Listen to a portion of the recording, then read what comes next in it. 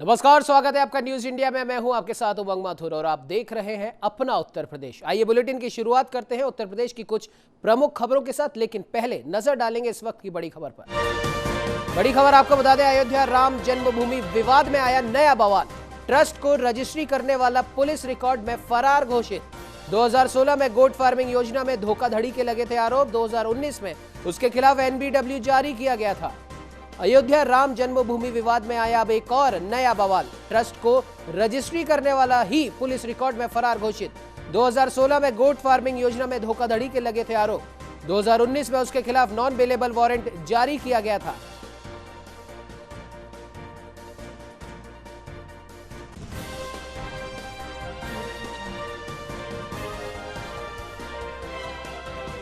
आपको बता दें, बड़ी खबर आ रही है इस समय अयोध्या से, जहां पर अयोध्या राम जन्मभूमि विवाद में अब एक नया बवाल मच गया है। जी हां, ट्रस्ट को रजिस्ट्री करने वाला ही पुलिस रिकॉर्ड में फरार घोषित।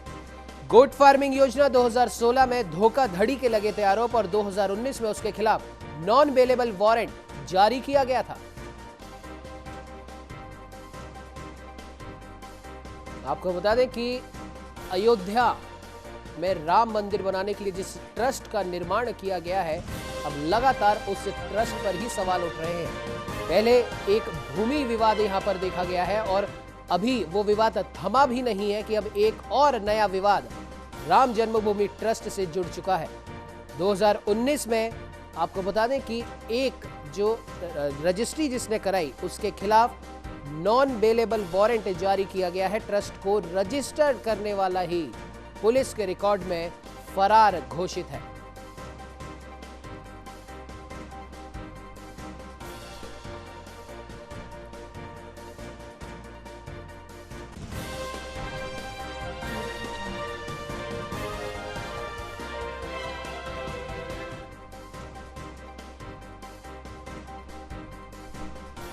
अयोध्या राम जन्मभूमि में यहां पर देखा जा रहा है, जहां ट्रस्ट को रजिस्ट्री करने वाला ही पुलिस रिकॉर्ड में फरार घोषित। 2019 में आपको बता दें, हरीश पाठक के खिलाफ नॉन बेलेबल वारंट जारी किया गया था। 2016 में गोट फार्मिंग मामले में पुलिस रिकॉर्ड में फरार घोषित है हरीश पाठक। धोखाधड़ी के उन पे ऊपर आरोप तक लगे हुए हैं।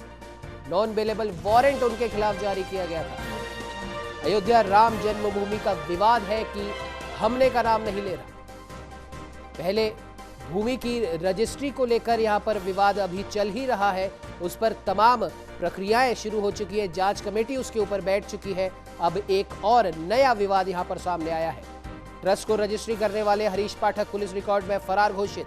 2016 में हरीश पाठक गोट फार्मिंग योजना में धोखाधड़ी कर चुके हैं। 2019 में उनके खिलाफ नॉन बेलेबल वारंट भी जारी किया गया है।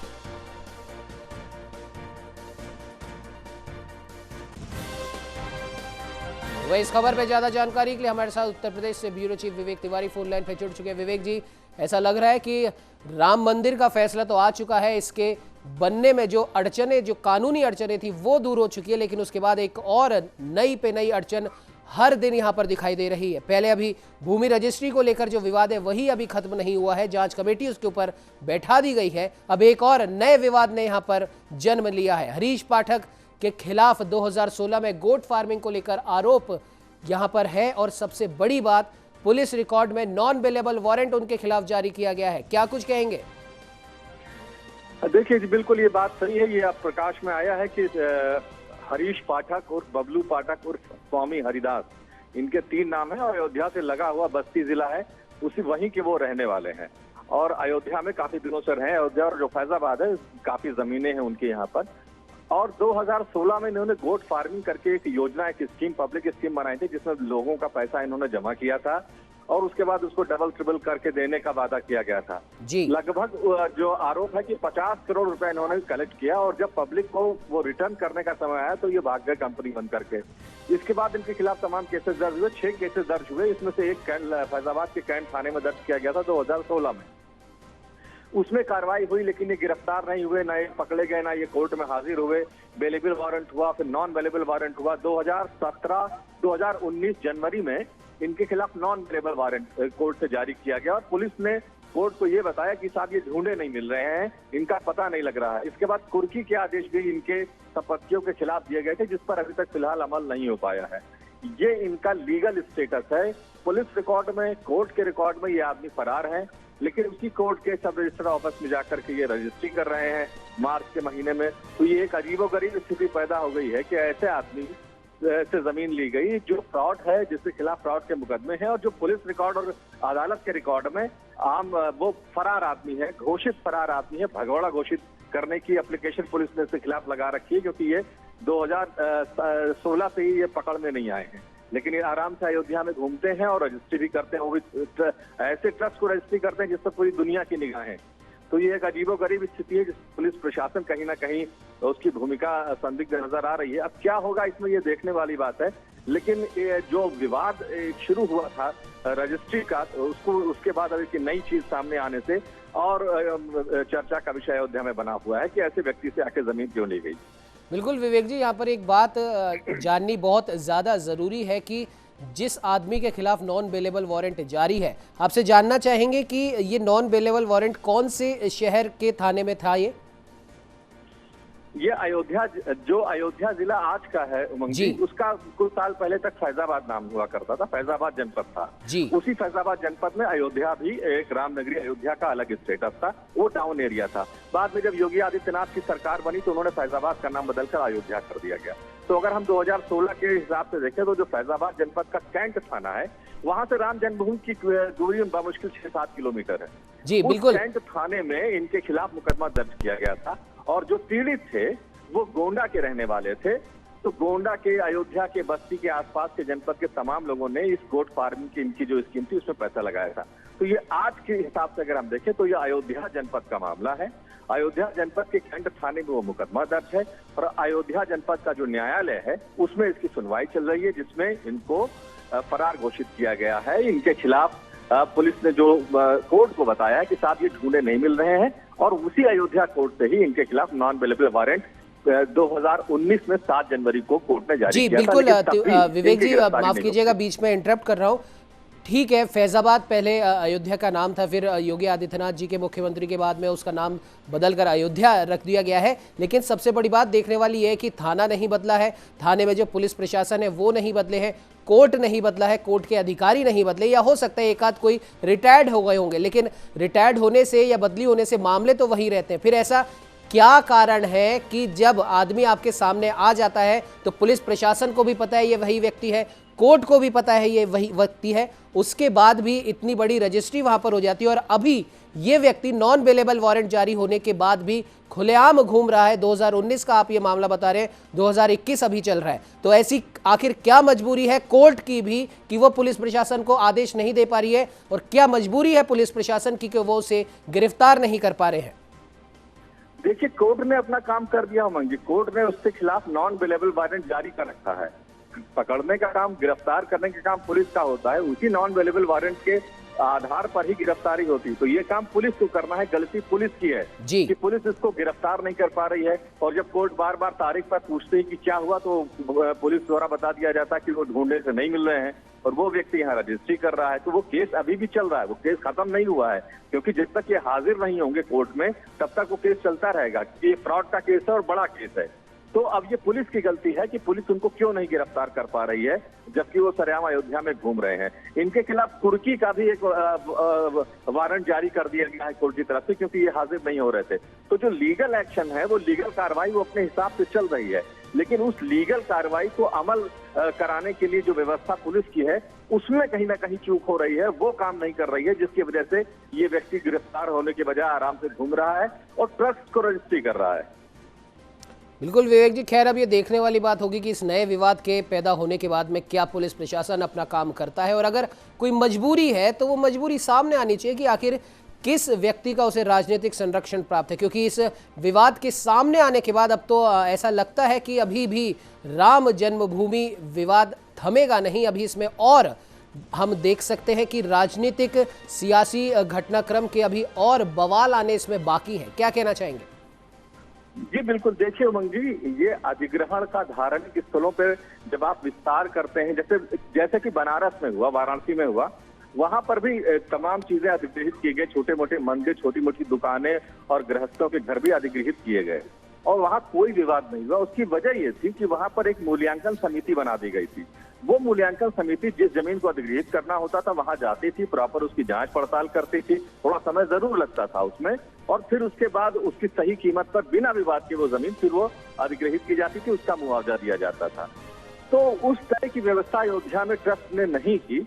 संभवतः उनको इसी व्यवस्था के तहत अगर काम करते तो शायद इतना विवाद ना होता, क्योंकि मूल्यांकन समिति का काम ही यही है कि जमीन का बैकग्राउंड देखे, कौन व्यक्ति है, किसकी है, किससे किसको ली गई, कहीं कोई मुकदमेबाजी तो नहीं है, या जो व्यक्ति है उसका प्रोफाइल क्या है, ये सारी चीजें बनारस में सारी चीजें जांच पड़ताल करके ही अधिग्रहित की गई। इसलिए वहां अधिग्रहण को लेकर, मुआवजे को लेकर के कोई विवाद नहीं हुआ। अयोध्या में इन चीजों को फॉलो नहीं किया गया, जिसकी वजह से ये सारी समस्याएं हो गई हैं और ऐसे लोग बीच में आ गए हैं जिनका उद्देश्य सिर्फ पैसा कमाना है, और कहीं ना कहीं इसी वजह से ये सारा विवाद बढ़ता चला जा रहा है। जो 8 करोड़ की जमीन का मामला 2 दिन पहले कल उजागर हुआ है, उस पर अभी तक ट्रस्ट ने कोई सफाई, कोई प्रेस विज्ञप्ति या कोई बयान नहीं दिया। तो इससे भी अब अंदेशा लोगों का बढ़ता जा रहा है कि कम से कम उसके बारे में भी स्पष्टीकरण ट्रस्ट का होना चाहिए। तो अब इसमें कुछ बड़ा होने जा रहा है, जो हमारे सूत्र बता रहे हैं, कुछ बड़ा होने जा रहा है। क्या होगा ये कहना मुश्किल है, लेकिन एक कोई बहुत बड़ा फैसला ट्रस्ट को लेकर के और इस जो जमीन खरीदी गई है उसको लेकर के होने जा रहा है, इस तरह के संकेत मिल रहे हैं। जी बिल्कुल विवेक जी, इस खबर पे आप नजर बना के रखिए। अपडेट के लिए आपसे फिर संपर्क करेंगे। फिलहाल के लिए बहुत बहुत धन्यवाद।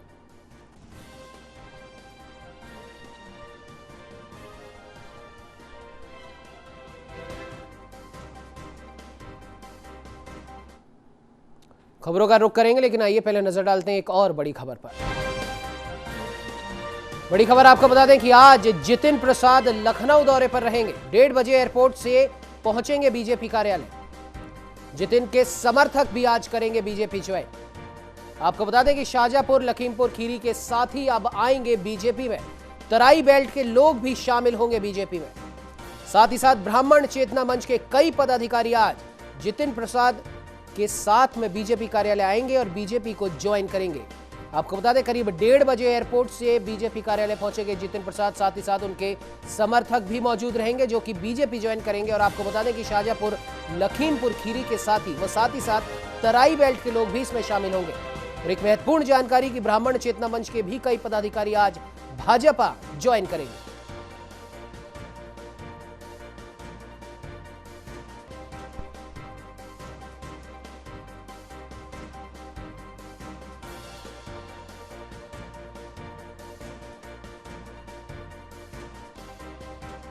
बता दें कि कांग्रेस के कद्दावर नेता रहे जितिन प्रसाद ने अभी कुछ ही दिन पहले बीजेपी ज्वाइन करी है और आज जितिन प्रसाद लखनऊ दौरे पर हैं। 1:30 बजे एयरपोर्ट से बीजेपी कार्यालय पहुंचेंगे जितिन प्रसाद। उनके साथ में उनके कई समर्थक भी रहेंगे जो कि आज भाजपा में शामिल होंगे। शाहजहांपुर, लखीमपुर खीरी के साथ ही साथ तराई बेल्ट के लोगों के साथ साथ ब्राह्मण चेतना मंच के भी कई पदाधिकारी आज भाजपा में शामिल होंगे।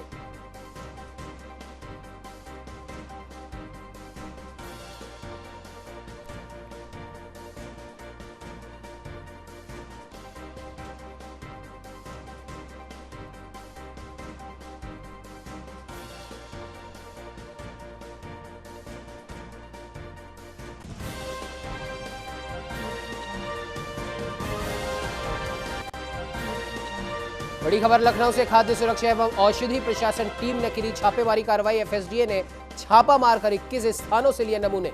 आनंद और अमूल गोल्ड जैसे ब्रांड की सैंपलिंग की गई। लखनऊ की विभिन्न डेयरी से भी लिए गए सैंपल लेकर गुणवत्ता की जांच के लिए प्रयोगशाला भेजे गए। विभिन्न स्थानों पर छापेमारी से मचा हड़कंप। बड़ी खबर लखनऊ से। खाद्य सुरक्षा एवं औषधि प्रशासन टीम ने मारा छापा। एफएसडीए ने छापा मारकर 21 स्थानों से लिए नमूने। आनंद और अमूल गोल्ड जैसे ब्रांड की सैंपलिंग भी की गई। लखनऊ की विभिन्न डेयरी से भी लिए गए सैंपल। तो वहीं इस खबर पे ज्यादा जानकारी के लिए हमारे साथ लखनऊ से वरिष्ठ संवाददाता रागिनी पांडे फोन लाइन पे जुड़ चुकी है। रागिनी, जानना चाहेंगे क्या कुछ अपडेट है इस खबर पर? देखिए, लखनऊ में ये आए दिन ऐसी खबरें मिलती रहती है कि तमाम चीजों में मिलावट होती है।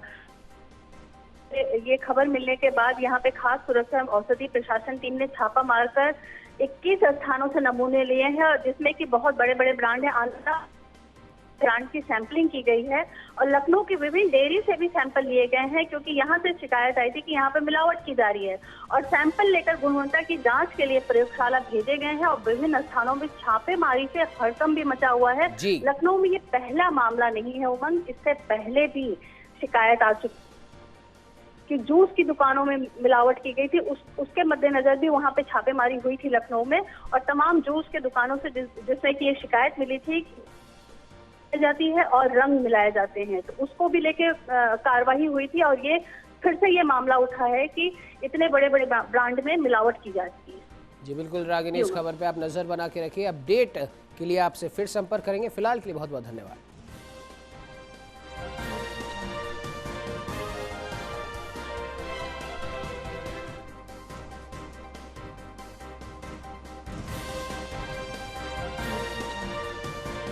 आपको बता दें, बड़ी खबर इस समय योगी मॉडल हुआ हिट। उत्तर प्रदेश में कोरोना में आई भारी कमी, कुल एक्टिव 5000 से भी कम। 24 घंटे में आए केवल 294 नए मामले। उत्तर प्रदेश में करीब 2.51 करोड़ लोगों का हो चुका है वैक्सीनेशन। इनमें से 55 लाख युवाओं को भी लग चुके हैं टीके। आपको बता दें, उत्तर प्रदेश में योगी मॉडल हुआ हिट। उत्तर प्रदेश में कोरोना के आंकड़ों में आई भारी कमी, कुल एक्टिव केस हुए 5000 से भी कम। 24 घंटे में आए केवल 294 नए मामले। और साथ ही साथ आपको बता दें कि उत्तर प्रदेश में 2.5 करोड़ से भी ज्यादा लोगों का वैक्सीनेशन हो चुका है और इनमें से 55 लाख युवाओं को टीका लग चुका है। बड़ी खबर आ रही है उत्तर प्रदेश से, जहां योगी मॉडल को माना गया हिट। उत्तर प्रदेश में कोरोना के आंकड़ों में देखी जा रही है भारी कमी। 5000 से भी कम हुए कुल एक्टिव केस। 24 घंटे में सिर्फ 294 नए मामले सामने आए हैं। जानकारी के लिए बता दें कि करीब 2.5 करोड़ से भी ज्यादा लोगों का उत्तर प्रदेश में वैक्सीनेशन हो चुका है, जिनमें से 55 लाख युवाओं को लग चुका है टीका।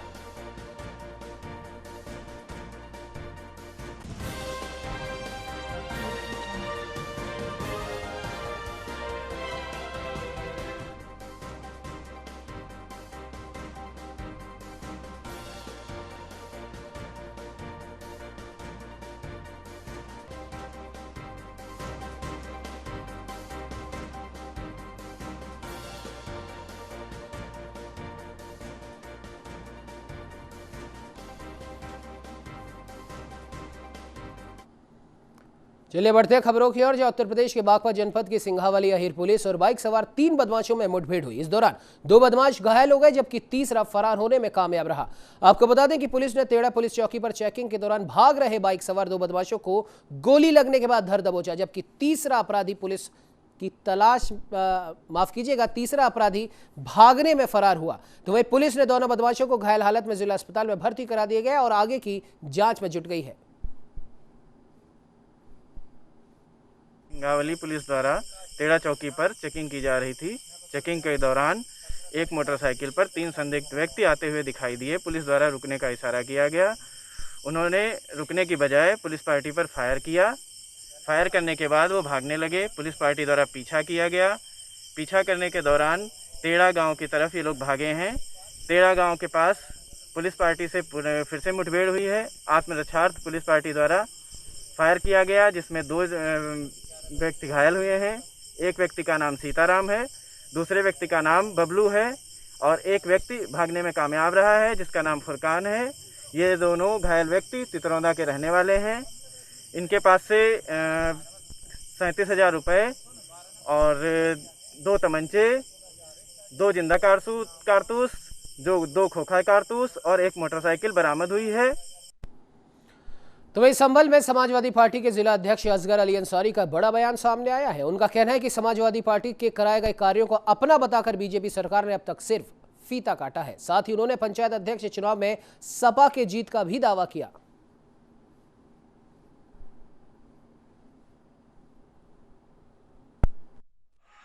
ये जो जिला पंचायत का चुनाव हो रहा है, पूरे उत्तर प्रदेश के अंदर हो रहा है।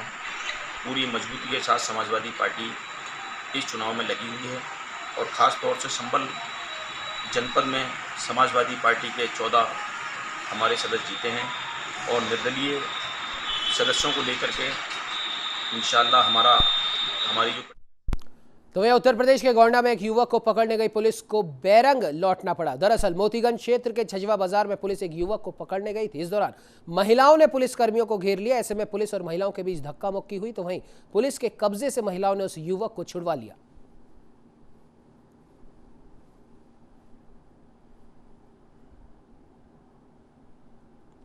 तो वहीं गाजीपुर के जमानिया कोतवाली क्षेत्र के हत्या के मामले में 4 माह से फरार चल रहे 15-15 हजार के 4 इनामिया अभियुक्तों को कोतवाली पुलिस ने मुखबिर की सूचना पर गिरफ्तार कर लिया है। तलाशी के दौरान एक अभियुक्त के पास से पिस्टल और 2 जिंदा कारतूस भी बरामद किए गए।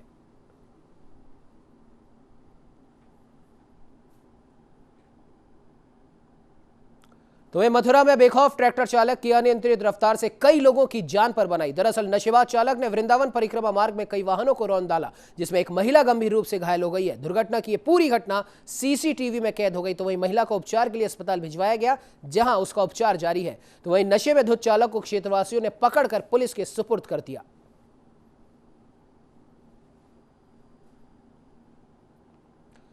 तो वहीं आगरा जनपद के बाहा तहसील क्षेत्र से सटी चंबल नदी सेंचुरी में लगातार हर वर्ष विश्व विलुप्त प्राय मगरमच्छों का कुनबा बढ़ता जा रहा है। चंबल के पानी में मगरमच्छ प्रजाति बढ़ने से वन विभाग भी उत्साहित है। तो वहीं मगरमच्छ एवं घड़ियालों का संरक्षण वन विभाग द्वारा किया जा रहा है। बाहा के रेंजर आर.के. सिंह राठौड़ ने बताया कि चंबल नदी में मगरमच्छ बढ़ने के साथ ही मानव मगरमच्छ संघर्ष की घटनाएं भी बढ़ने का खतरा रहता है।